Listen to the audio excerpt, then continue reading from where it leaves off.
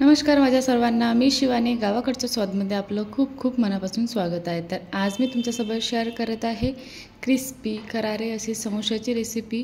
झटपट बनणारी रेसिपी आहे. चला तर पटकन आपण बनवूया. त्यासाठी मी एका भांड्यामध्ये 2 कप मैदा घेतलेला आहे आणि त्याला छानून घेतलेला आहे. या ठिकाणी तुम्ही 1 कप मैदा आणि 1 कप गव्हाचं पीठसुद्धा घेऊ शकता.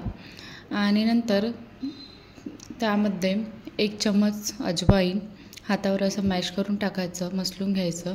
नंतर चवीनुसार थोडंसं मीठ, पाऊण चम्मचच्या जवळपास मीठ टाकलं मी. आणि हे सर्व अगोदर मिक्स करून त्यामध्ये मोहनसाठी गरम कडकडीत असं 2 ते 3 चम्मच तेल टाकायचं आहे.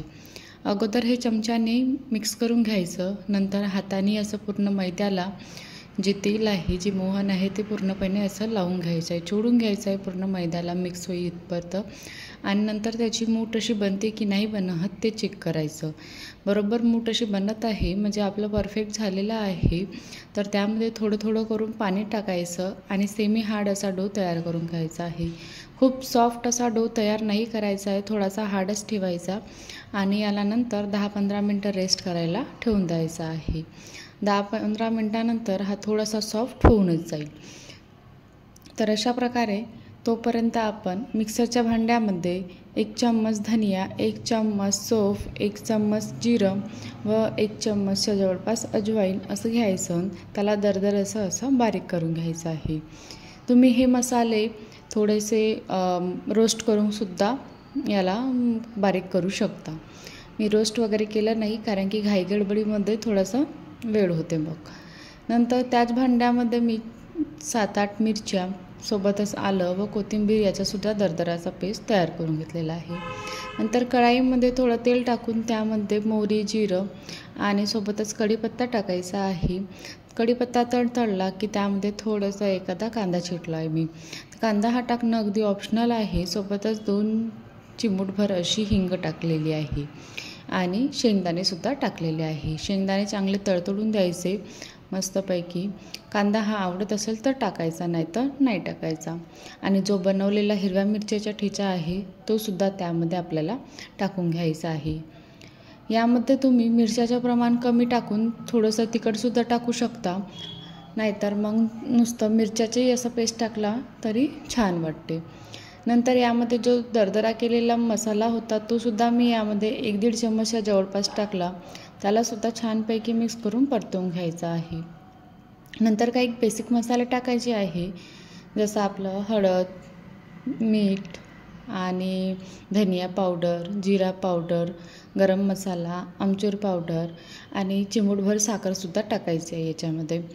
म्हणजे जे पण तिखटपण राहील ना ते थोडंसं मुरून जाईल इतपत हलकीशी. आणि हे सर्व मिक्स करून याला 1-1.5 मिनटं आणखी लो टू मीडियम फ्लेमवर शिजवून घ्यायचं आहे. नंतर तुमच्याकडे समजा ताजे मटर असेल ना तर त्यांना अगोदरच बॉईल करून घ्या, किंवा अशा प्रकारे फ्रोझन मटर असेल ना ते सुद्धा तुम्ही टाकू शकता. सोबतच उकडलेले आलूसुद्धा हाताने असं रफली मॅश करून टाकायचे. आणि नंतर छानपैकी असं मिक्स करून याला लो टू मीडियम फ्लेमवर याला शिजू द्यायचं आहे 2-3 मिनटं. सोबतच थोडंसं वरून कोथिंबीरसुद्धा टाकायची आहे. छानपैकी मसाला शिजला 2-3 मिनटानंतर की गॅसची फ्लेम बंद करायची आणि पूर्ण मसाल्याला थंड होण्यासाठी ठेवून द्यायचे आहे. आता मी गॅसची फ्लेम बंद केली आणि मसाल्याला थंड होण्यासाठी ठेवलं. सोबतच मीडियम फ्लेमवरच मी दुसऱ्या कढाईमध्ये ऑइल गरम करायलासुद्धा ठेवलेला आहे. नंतर जो बनवलेला डो होता त्याला एकदा आणखी मळून घ्यायचा आहे आणि याच्या छोट्या छोट्या आकारामध्ये पात्या लाटून घ्यायचा आहे. अशा प्रकारे छोटे छोटे गोळे घेऊन पात्या लाटून घ्यायचा आहे. मी सोबतीला सुरुवातीलाच 5-7 पात्या अशा लाटून घेतलेल्या आहे. यामध्ये पात्या खूप जास्त जाड नाही, खूप जास्त पातळ नाही, नॉर्मल ही लाटायचा. पुऱ्या ज्या बनवतो ना आपण थोडंसं हलक्याशा जाड असते, हलक्याशा तितपत आपल्याला लाटून घ्यायचं आहे.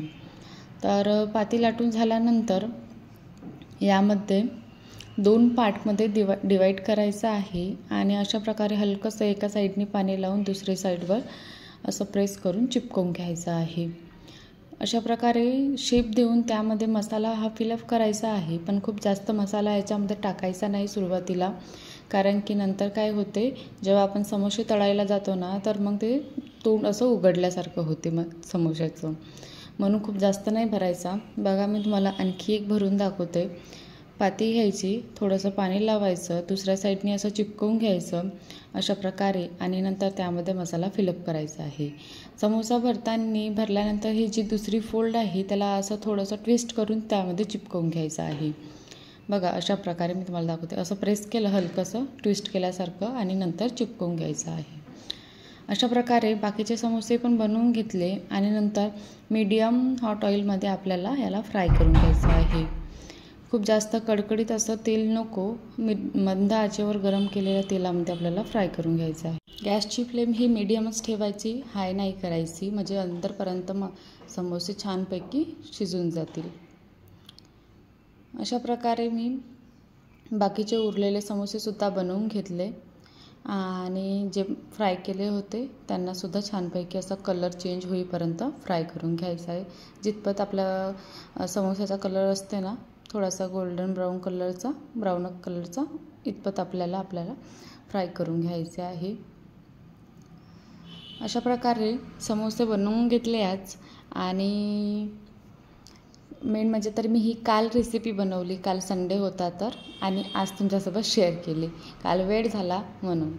कशी वाटली तुम्हाला आजची रेसिपी? आवडली असेल तर बनवून बघा आणि चॅनलला सबस्क्राईब करा। Thank you, bye bye.